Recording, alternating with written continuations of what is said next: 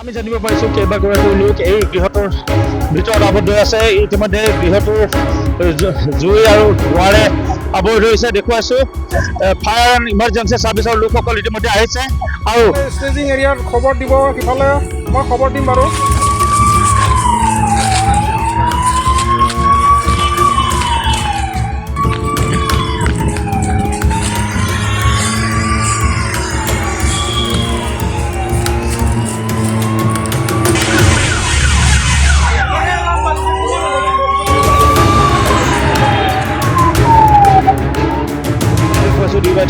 দৰ্শকসকলক যথেষ্ট সংখ্যক হতাহতৰ খবৰ আহিছে আৰু এতিয়ালৈকে 4-5জনমান লোক ব্যক্তিক কিহৰ কাৰণে এই মকড্ৰিলৰ আয়োজন কৰিছে? আপুনি যেনেকে বৰ্তমান উল্লেখ কৰি গৈছে যে ৰেড জোনত আছে আৰু প্ৰবল ভূমিকম্পৰ জোকাৰণি, এইটো আচলতে আমি ঢেকীয়াজুলিবাসী হিচাপে আগতে আমি এইটো বস্তু আমাৰ এটা অভিজ্ঞতা হৈ গৈছে। তো সেইটোৰ ওপৰত লক্ষ্য ৰাখি আজি আমাৰ ঢেকীয়াজুলিখনত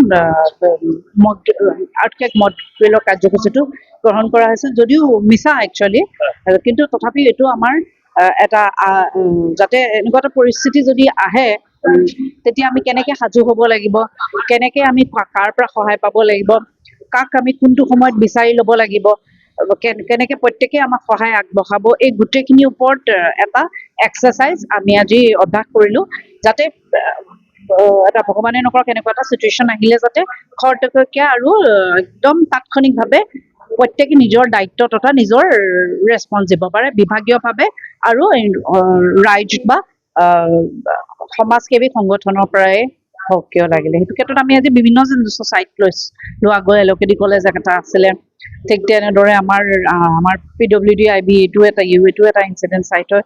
তেনেদৰে আমাৰ হস্পিটেলৰ এটা ইনচিডেণ্ট চাইট হয়। আকৌ সেইখিনি ফ'ল' কৰি পেলাই কোনোবা মানুহ কষ্ট পালে হস্পিটেললৈ কেনেকৈ লৈ যাব আৰু কোনে কোনে সেইটো সময়ত লৈ যাব, কেনেকৈ যাতে যাতায়াতৰ অসুবিধা নহওক বা তেনেকৈ গৈ পেলাই কাৰোবাক গৃহহীন হৈ যাব পাৰে, তেওঁলোকক ৰিলিফ কেম্পলৈ গৈ আমি কেনেকৈ সুবিধাটো তাৎক্ষণিককৈ দিব পাৰিম। তো এটা এক্সাৰচাইজ, এটা প্ৰত্যেকে নিজৰ দায়িত্বটো বুজি লোৱাৰ এটা এইটো এটা মকড্ৰিল হয়। আমাৰ circle office emergency management exercise এটা আপোনাৰ এটা প্ৰগ্ৰেম এটা কৰা হৈছিল, 3দিনীয়া প্ৰগ্ৰেম। ইতিমধ্যে আপোনালোকে গম পায় 16 তাৰিখৰ পৰা এলকেডি কলেজত আমি এই প্ৰগ্ৰেমটো আনুষ্ঠানিকভাৱে আমি পাতিছিলোঁ। গভৰ্ণমেণ্টৰ ফালৰ পৰা চাৰ্কুল অফিচাৰে এইটোত হাত ধৰিছিলে আৰু আজিৰ অন্তিম দিন 17 তাৰিখ। এই 17 তাৰিখ দিনাখন আপোনাৰ আজি ৰাতিপুৱা 10:15 চাইৰেন বাজে আৰু সেই হিচাপে বিভিন্ন মকড্ৰিলবিলাক আনুষ্ঠানিকভাৱে ইয়াতে কৰা হয়, যে দুৰ্ঘটনাৰ সময়ত বা বিভিন্ন ধৰণৰ কেনেকৈ কেজুৱেলিটি হয় বা মানুহৰ কেনেকুৱা ধৰণৰ অৱস্থা, ভূমিকম্পৰ সময়ত কেনেকুৱা হ'ব পাৰে বা জুই লগাৰ সময়ত কেনেকুৱা পৰিস্থিতিৰ সৃষ্টি হয়, তাৰ কাৰণে বিভিন্ন ধৰণৰ আমাৰ ইয়াতে ইকুইপমেণ্টবিলাক এৰেঞ্জমেণ্ট কৰা আছিল। ডিফেন্স পাৰ্চনেলো তেখেতসকল আছিল। আমাৰ দুৰ্যোগ ব্যৱস্থাপনা বিভাগ আছিল, PWD আছে, আমাৰ হেল্থ ডিপাৰ্টমেণ্ট আছে, পুলিচ ডিপাৰ্টমেণ্ট আছে, আমাৰ APR ডিপাৰ্টমেণ্ট আছে। আমি সমূহ ডিপাৰ্টমেণ্টে আমি লগ লাগি পিনে এই মকড্ৰিলটো কৰিছোঁ। বৰ্তমান আমাৰ মকড্ৰিল চলি আছে। আমাৰ ঢেকীয়াজুলি সমজিলাৰ আয়ুক্তগৰাকীয়েও তেখেতে একদম পৰোক্ষভাৱে আৰু প্ৰত্যক্ষভাৱে তেখেতে এই মকড্ৰিলটোৰ লগত জড়িত হৈ আছে। আমি ইতিমধ্যে ভিচিত আমি বিভিন্ন ধৰণৰ ডাইৰেকশ্যন আমাক দি আছিলে।